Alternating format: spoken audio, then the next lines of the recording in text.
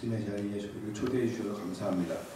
오늘도 주님의 말씀만이 잘 전달될 수 있도록 다른 것들이 저희 마음에 들어오지 않고 하나님의 음성을 잘 들을 수 있도록 성령님께서 인도하여 주시옵소서. 예수님의 이름으로 기도드렸습니다.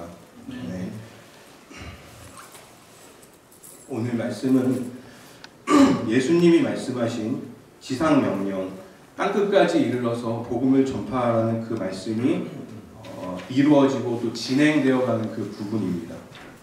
예루살렘에서 사마리아라는 곳으로 복음이 전해지는 그런 장면이고, 성경에서 최초의 어떤 선교사, 개인 선교사라고 불려지는 빌립이라는 사람이 등장하는 부분이기도 합니다. 여기 나오는 빌립이라는 사람은 예수님 제자 중에 한 명이 아니고요, 7 집사 중에 한 명입니다. 이름이 똑같습니다. 여러분 헷갈리시면 안 됩니다. 예루살렘 교회가 점점 부흥을 하게 됩니다. 지난주에 말씀드렸던 것처럼 아나니아와 삽비라 그런 사건도 있었지만 교회가 점점 부흥을 하게 되고 예수님 믿는 사람들이 점점 많아지게 되니까 교회에 일할 사람이 필요하게 됩니다. 그래서 사도들이, 예수님의 제자들이 7명의 집사를 세우게 되는데 그 중에 한 명이 바로 빌립이라는 사람입니다. 그런데 오늘 말씀을 보시면, 오늘 상황을 보시면 예수님 전하는 것 때문에 예루살렘에서는 핍박이 일어났고, 우리가 읽지는 않았지만 바로 전장을 보시면 스데반이라는 사람이, 그분도 7 집사 중에 한 사람인데 그 사람이 예수님 전하는 것 때문에 죽는 그런 일이 생깁니다. 우리가 순교라고 얘기하는 그 첫 번째 순교자가 바로 7장에 나오게 됩니다. 빌립도 예루살렘을 떠날 수밖에 없었습니다.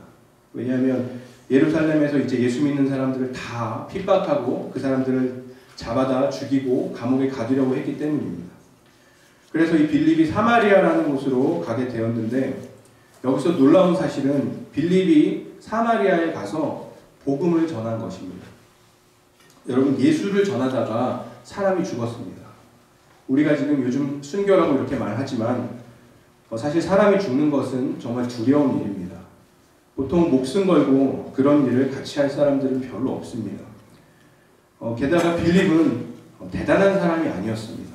그러니까 말씀드린 것처럼 7 집사 중에 한 사람이었고, 사도도 아니었고, 그냥 교회에서 가난한 사람을 도와주던 평신도였습니다.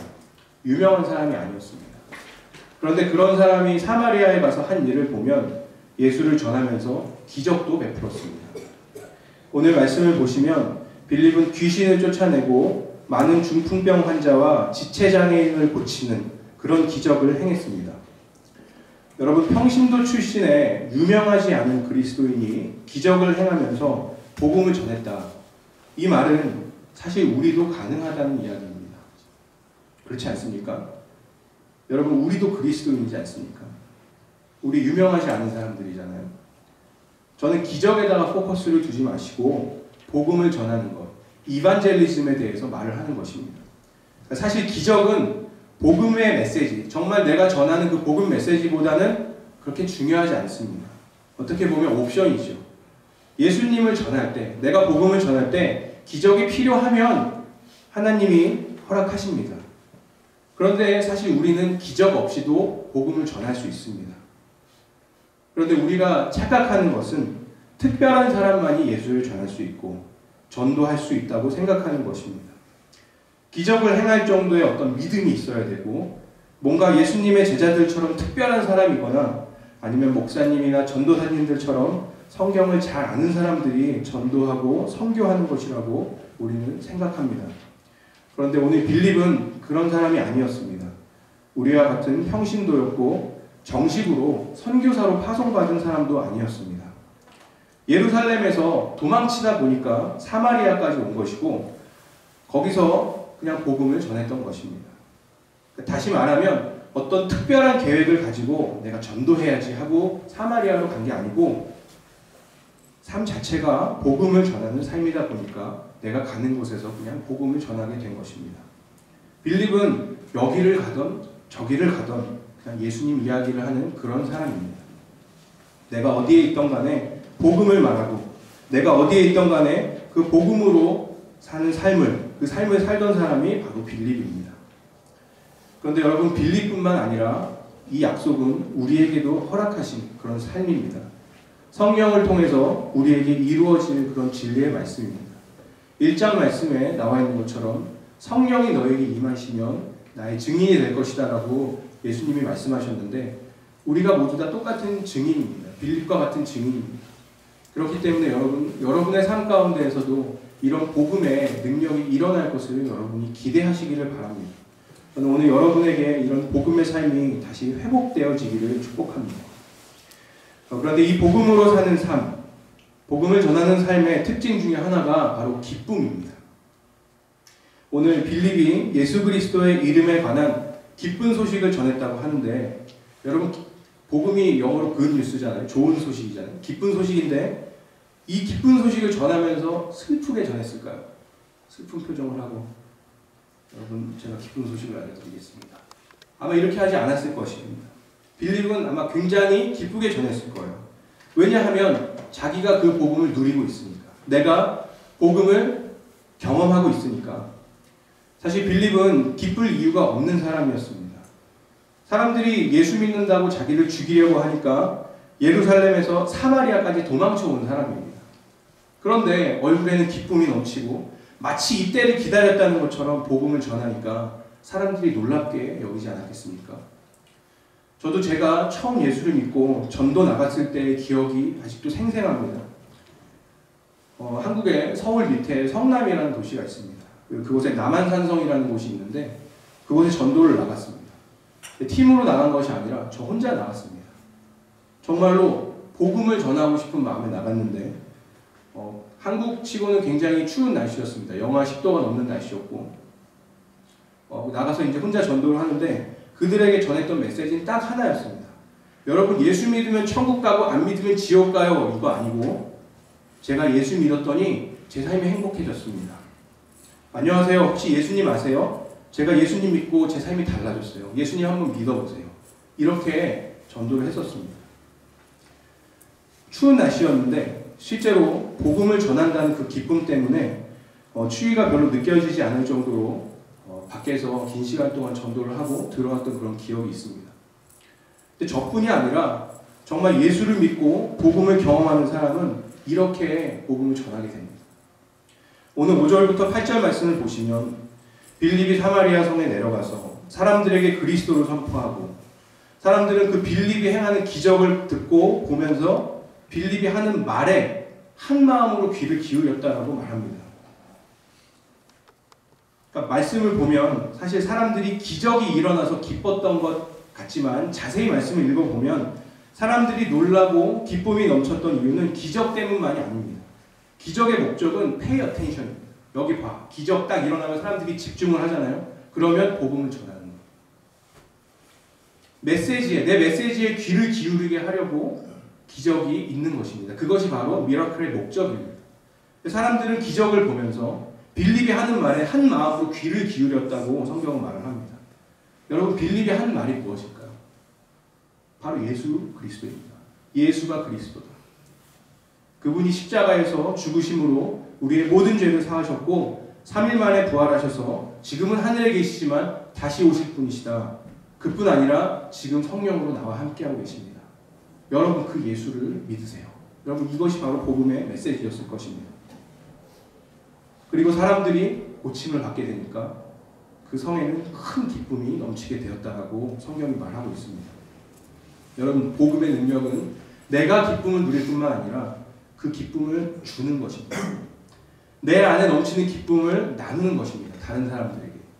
내가 누군가를 케어하고 돌볼 수 없는 그런 상황임에도 불구하고 그 사람들을 살리고 그들에게 기쁨을 주는 것이 바로 복음의 능력입니다. 빌립은 지금 도망쳐 다니고 있으면서 자기 챙기기 바빠야 사실 정상인데 남들을 섬기고 남들을 먼저 사랑했습니다. 여러분 이것이 바로 복음의 능력입니다.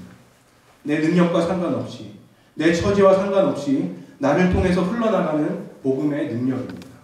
여러분 안에 이런 기쁨이 있으십니까? 이 기쁜 소식, 여러분 안에 이 복음의 기쁨이 여러분 삶에서 누려지고 계십니까? 많은 사람들이 전도하거나 선교할 때 자신의 상황 때문에 미룹니다. 아주 이번 학기에는 좀 힘들 것 같습니다. 학교 졸업하면 가겠습니다. 다음에 가겠습니다. 회사에 휴가를 낼 수 없어서 못 갈 것 같습니다. 혹은 선교하기에는 제가 너무 부족합니다. 뭐 이렇게 사람들이 많이 말을 합니다. 그런데 여러분, 선교는 주님이 하시는 것입니다. 우리의 능력으로 하는 것이 절대로 아닙니다. 복음은 우리의 능력으로 전하는 것이 아니라 우리 안에서 역사하시는 주님이 하시는 것입니다.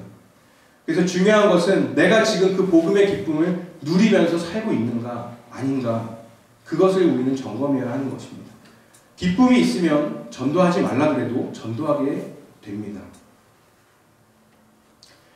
그러면 왜 우리가 이 기쁨을 자꾸 잊어버리게 되나? 뭐 여러 가지가 이유가 있겠지만 특별히 한 가지 이유를 오늘 본문에서 찾아볼 수 있습니다. 여러분, 오늘 본문을 보시면 시몬이라는 사람이 나옵니다. 성경은 이 시몬이라는 사람의 능력이 대단했다고 말합니다. 10절을 보시면 낮은 사람으로부터 높은 사람에 이르기까지 모두 이 사람이야말로 하나님의 위대한 능력의 소유자이다 라고 말했다고 합니다. 그러면서 그 사람을 따라다녔대요. 아니, 도대체 어떤 능력을 가지고 있었길래 이 시몬이라는 사람의 능력이 하나님의 능력하고 비교될 정도였을까요? 시몬이 마술을 행했다고 하는데, 여러분, 이 당시의 마술사들은 대부분 점성술사입니다. 점성술사. 영어로 astrology라고 이렇게 나와 있더라고요. 별을 보고 점치는 사람들. 근데 이 시몬이 아주 용한 점쟁이였던 것 같아요. 그러니까 사람들이 이제 놀랐겠죠. 영어 성경에는 amazed, astonished 이렇게 나와 있는데, 원어를 보면 사람들의 마음을 사로잡고 매혹시키다라는 그런 뜻이 있습니다. 이 놀라게 하다라는 것은. 사람들이 놀랐겠죠. 내 과거를 맞추거나 아니면 미래에 대해서 얘기를 할 때 사람들이 시몬을 따를 수밖에 없었습니다. 시몬의 능력에 빠져들게 됩니다. 사람들이 오랫동안 그 시몬을 따랐다는 것은 그 시몬의 그 능력이 굉장히 매력이 있어서 사람들의 마음을 사로잡았다는 말입니다. 그런데 여러분, 이것이 바로 우리가 오늘 주의해야 할 그런 부분입니다.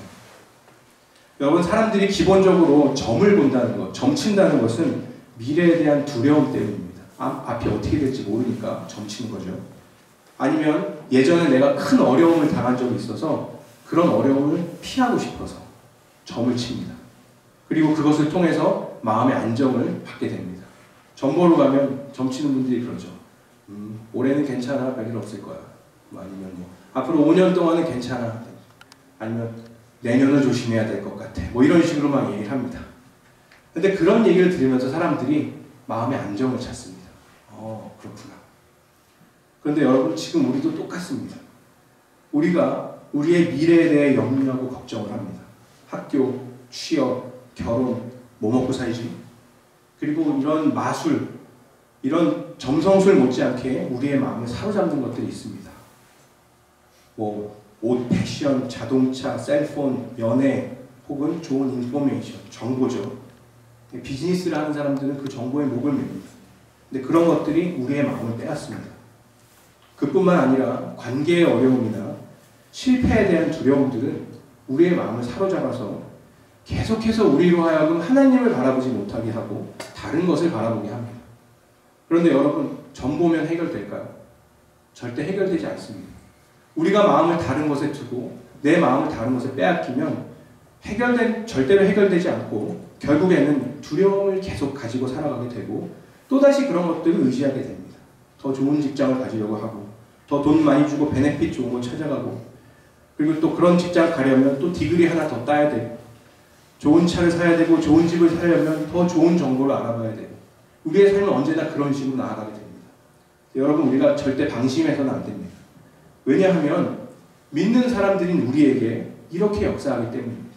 두려움, 앞날에 대한 두려움, 관계에 대한 두려움, 그리고 재정에 대한 어려움, 이런 것들로 계속해서 우리를 공격하기 때문에 그렇습니다.